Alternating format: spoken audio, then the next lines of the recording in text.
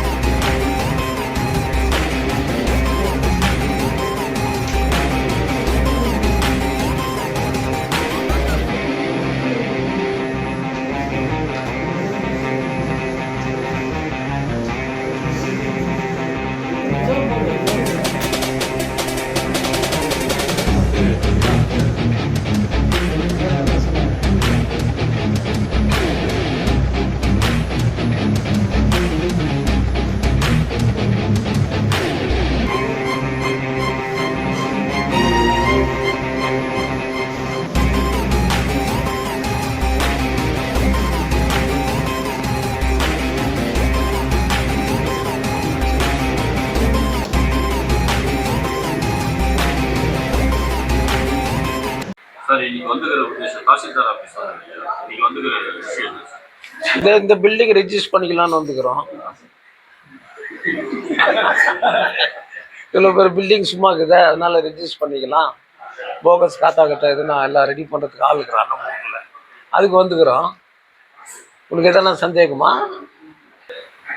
என்னத்துக்கு வந்துக்கிறோன்னா பாபா சாஹேப் அம்பேத்கர் கால் வச்ச இடம் புத்திஸ்ட் கோயில் பக்கத்தில் ஒரு பெரிய கல்யாண மண்டபம் பண்ணணும். அது வந்து 1914 அவர் வந்த இடம், அது துவங்கின இடம் அதெல்லாம் இருந்துச்சு. அதுக்கப்புறமா அது ஸ்கூல்லலாம் நடத்தியிருந்தாங்க, புத்திஸ்ட் ஸ்கூலெல்லாம் அது பாழஞ்சு போயிடுச்சு. 94 நான் வந்த பிறகு அந்த மாடல் எப்படி இருந்துச்சு அதே மாதிரி வீடியோ எடுத்து அதுக்கு நான் கவர்மெண்ட்டில் துட்டு வாங்கி எம்எல்ஏ ஃபண்டில் கொஞ்சம் துட்டு கொடுத்து எப்படி இருந்துச்சோ அதே மாதிரி கட்டி மறுபடியும் அந்த கோயிலை புதுப்பித்தேன். ஏன்னா கண்கண்ட தெய்வம் பாபா சாஹேப் அம்பேத்கர் வச்ச கால் இடம் நல்லா இருக்கணும்னு. அதுக்கு முன்னே ரொம்ப அசிங்கமாக இருந்துச்சு, ஒரிஞ்சிட்டு தண்ணி அடிச்சிக்கின்னு அவன் என்னென்னமோ பண்ணின்னு இருந்தான். அதனால் அதை மறுபடியும் அழகு பண்ணணும்னு அழகு பண்ணி இன்றைக்கி ஓரளவுக்கு அது ரொம்ப நல்லா இருக்குது. அது பக்கத்தில் ஒரு பெரிய கல்யாண மண்டபம் ஒன்று பண்ணணும். தொழிலாளி பிள்ளைங்க அங்கங்கே போனாக்கா 40,000 50,000 60,000 கேட்குறான் கல்யாண மண்டபத்துக்கு. இதை ரொம்ப அழகாக கட்டி ரொம்ப நல்லா அழகாக கட்டி தொழிலாளி பிள்ளைங்களுக்கு கம்மி விலையில் கொடுக்கணும். ஒரு 15,000மோ 20,000மோ அந்த மாதிரி பிள்ளைகளுக்கு கொடுத்தோம்னாக்கா அவங்க இங்கேயே கல்யாணம் பண்ணிக்குவாங்க. கம்பெனி சாம்பியன் ஒருத்தனை மட்டும் இல்லை, என்டையர் கேஜிக்குள்ளே நம்ம மைனிங் ஏரியாவில் இருக்கிறவங்கெல்லாம் அங்கேயே கல்யாணம் பண்ணிக்குவாங்க.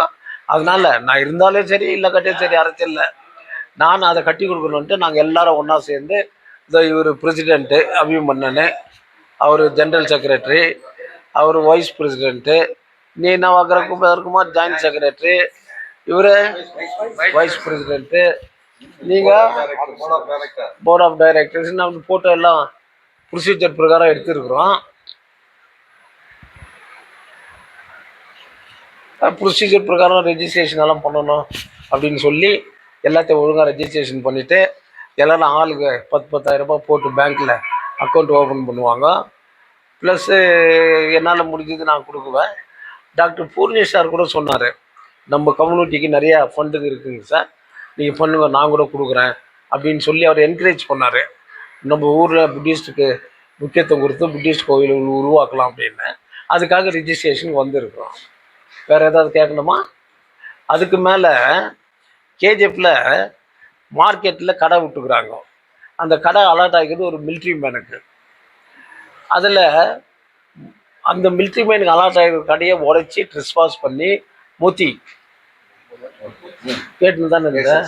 மோத்தின்னு யாரோ ஒருத்தன் அவன் போய் கடை உள்ள ஒடிச்சிட்டு உள்ளே உட்காந்து இருக்கும்போது தான் அவன் போய் டிசி கம்ப்ளைண்ட் பண்ணுது, சார் இது எனக்கு அலர்ட் ஆன கடை. அவர் எக்ஸர்வீஸ் மேனு, இவன் வந்து உட்காந்துருக்கிறான்னு. அவர் அங்கேருந்து சர்க்கிள் இன்ஸ்பெக்டருக்கு யாருக்கும் ஃபோன் அடிச்சுக்கிறாரு, முனிசிபாலிட்டிக்கு டிசி அவர் போயிருக்காங்க. எஸ்பி அவரும் ஃபோன் பண்ணி நீ சரியாக ಕೆಲಸ ಮಾಡೋದಿಲ್ಲ ಅದು ಹೋಗಿ ಏನು ನೋಡಿ ಎಸ್ಪಿ ಅವರು ಹೇಳಿದ್ದಾರೆ. இவங்க போய் கேட்டுருந்தோன்னே அதில் யார் முனிசிபாலிட்டி அதிக சிப்பந்திகள் போலீஸ் ஆஃபீஸரில் போனால் கொலை பத்திரிக்கை கொடுத்துக்கிறான்.